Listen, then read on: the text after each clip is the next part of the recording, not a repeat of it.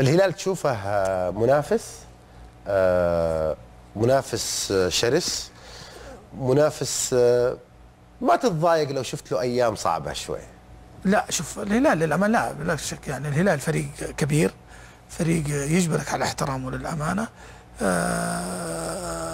لكن انه ومنافس قوي بلا شك، داخل الملعب وخارج الملعب، ويمكن خارج الملعب اكثر من داخل الملعب. هذه تحتها 3 خطوط. عاد انت الخطوط انت اصحابها يعني. خليني اكمل لك في 13/11/1428 نادي الاتحاد اوفى بكل التزاماته وسدد كل القضايا اللي عليه، ولم تبقى اي قضيه على نادي الاتحاد. لان هذا بعد، ليش اقول لك الكلام هذا التاريخ 13/11؟ لان ثاني يوم 14/11 تم اقاله منصور البلوي. في 13/11/28 إيه؟ انت يجيك خطاب من لجنه الاحتراف واوضاع اللاعبين في الاتحاد العربي السعودي لكره القدم يشكر نادي الاتحاد. ليش تحتفظ بكل هالاوراق ابو ثامر؟ ليش كل هذه الاوراق؟ في نسخ منها في نادي الاتحاد؟ اي نعم موجود نسخ منها. كل هذه موجود منها نسخ في نادي الاتحاد. ليش تحتفظ بكل هذه النسخ؟ أنا ليش كل هذا الورق عندك؟ ليش هذا الملف اللي مليان شيكات؟ ليش هالظروف اللي معك؟ يا اخي انا صرت في نادي الاتحاد في وقتها وسط اقدر اقول لك حقل من الالغام من جميع الجهات، من سواء من محبين لنادي الاتحاد، سواء من اناس يحاربون نادي الاتحاد، سواء في اشياء كثيره. فكنت انا عارف ان في يوم من الايام حصل، فحبيت ان في الفتره هذه على الاقل اني احتفظ تاريخيا في ملفات عندي تخص نادي الاتحاد. كنت تشعر انك مستهدف؟ نعم نعم واضح، او بالاصح نادي الاتحاد كان مستهدف. وهذا اللي خلاك تحتفظ بكل هالاوراق وكل هالنسخ؟ اي نعم. كنت حاسس انك حتحتاجها في يوم؟ نعم، وكنت وراهن ان في يوم من الايام هذا، لكن انا للامانه كل هالسنين ساكت، ما كنت ابغى اظهر في نادي الاتحاد الا لشيء واحد، الا لما جت وصفت افضل فتره مرت في تاريخ الاتحاد بسنوات الضياع. فتره يحقق فيها الاتحاد 232 بطوله توصف بسنوات الضياع. عشان هو شو سنوات هذا. وبعدين اوريك انه حتى مقاله الرياضيه مشخصا بسبب واحد. الان الاتحاد ووجهه نظرنا يعني. نعم انا اقصد طبعا بعد القضيه. طب سؤالي المقبل وهو المباشر ايضا، استقلت ام اقلت؟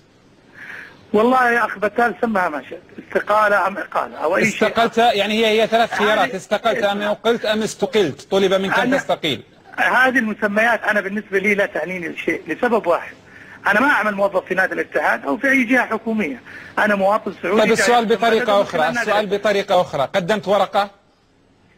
لا لم اقدم ورقه. قدمت استقاله شفهيه؟ لا انا طبعا بكل الحال يعني هي تعتبر يعني طلب مني اني استقيل، وقلت لهم خلاص هذه هي الاستقاله موجوده يعني. من طلب منك؟ الرئاسه العامه لرعايه الشباب. ممثله في من؟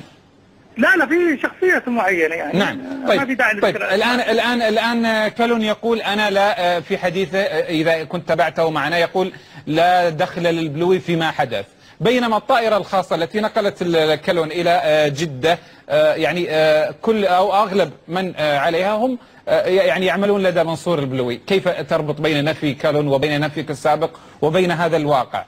أول شيء هذا الواقع غير صحيح إطلاقا أبدا، وأنا أتحدى إن من يقول إني على الطائرة الخاصة أي أحد ينتمي إلى منصور البلوي أو خلافه.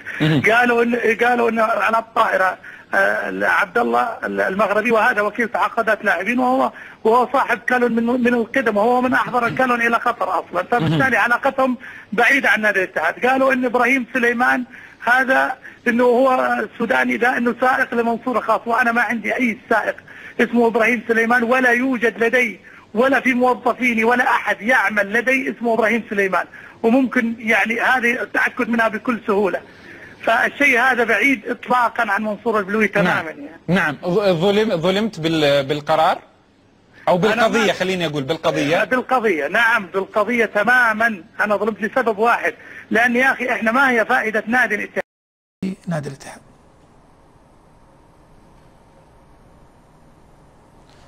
طيب الناس تسألني بعد من ضمن الأسئلة موضوع البرازيليين في بطولة العالم للانديه، هذا الموضوع انت ما كشفت تفاصيله بالكامل، دائما تتحدث انه في احد من السعوديه، في احد من السعوديه، ايش اللي صار ومين هالاحد؟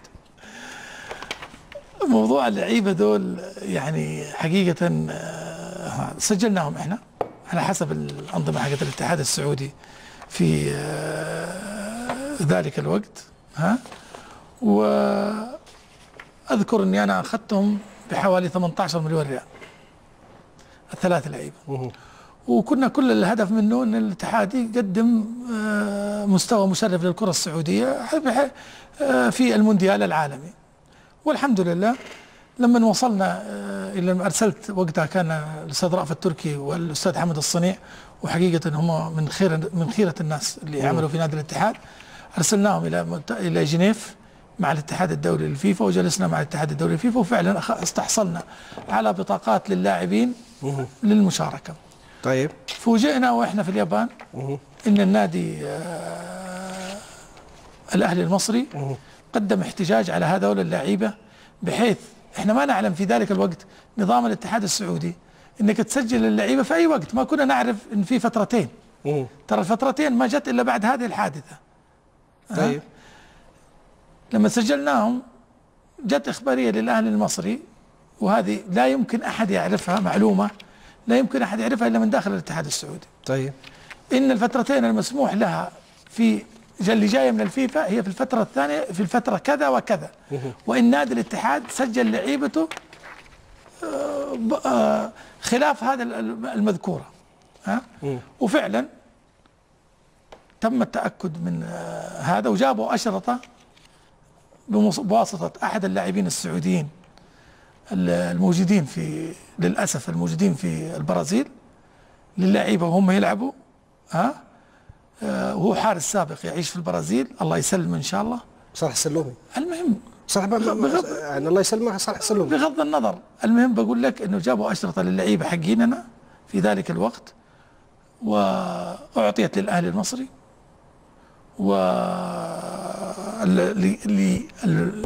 المسؤول في اللي مسؤول في الاتحاد السعودي في ذلك الوقت الله يحفظه ان شاء الله، هو اللي بلغ الاهلي المصري، وهو اللي زودهم بالشرايط.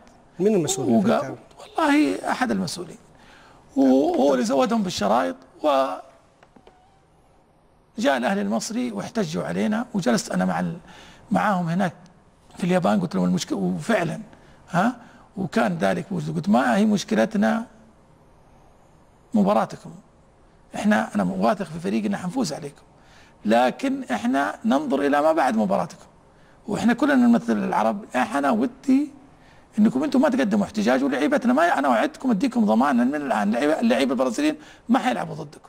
حاولت تسوي تسويه؟ حاولت اسوي تسويه ورفضوا، قالوا لي في ذلك الوقت يا اخي والله العظيم اللي بلغونا ناس من عندكم، احنا ايش عرفنا طب لحظه شوي، انا فهمت تبغى تنفي ولا كيفك؟ براحتك، اذا كان عندك معلومه غير اللي انا فهمتها. تقصد صالح السلومي حارس سابق مقيم في البرازيل؟ هذا انت تقول، انا ما تنفي بس. انا لا انفي ولا اؤكد. طيب المسؤول اللي الله يحفظه الامير سلطان بن فهد؟ لا الامير سلطان بن فهد والله العظيم هو من خسرته الرياضه السعوديه، وهو من احرص الناس على الانديه السعوديه المشاركه. جاتني رسائل تقول حافظ المدلج. الله اعلم. الامير سلطان انت قلت لي مو هو، ليش حافظ المدلج ما قلت لي مو هو؟ لا انا اقول لك الله اعلم، احنا هذه اللي وصلنا نقول على كل حال. لا زال مسؤول، الله يسامحهم. طب لا زال مسؤول الى اليوم؟ لا زال الى الان موجود في الاتحاد السعودي؟ لا مو موجود، لا مو موجود. لا شوف، لو طلع حافظ المدلج الكلام نتكلم عنه، معليش اسمح لي ابو ثامر، اتكلم عن المستوى الشخصي. انا يعتبر بالنسبه لي صدمه، لاني انا اعرف الدكتور عن قرب، يعني انا بالنسبه لي هذا الموضوع يسبب لي صدمه، بس يعني المشاهدين كيفهم، لكن انا لو كان الكلام اللي تقصد فيه الدكتور حافظ المدلج، انا بالنسبه لي يعني يصدمني كثير. انا اقول لك يا تركي، الحياه فيها صدمات كثير، وياما تنصدم في اشخاص، طالما انت تعيش في الحياه تنصدم في اشياء كثيره، لكن احنا نقول الله يسامحهم، واسمها على ما يقولوا ازمه وعدت.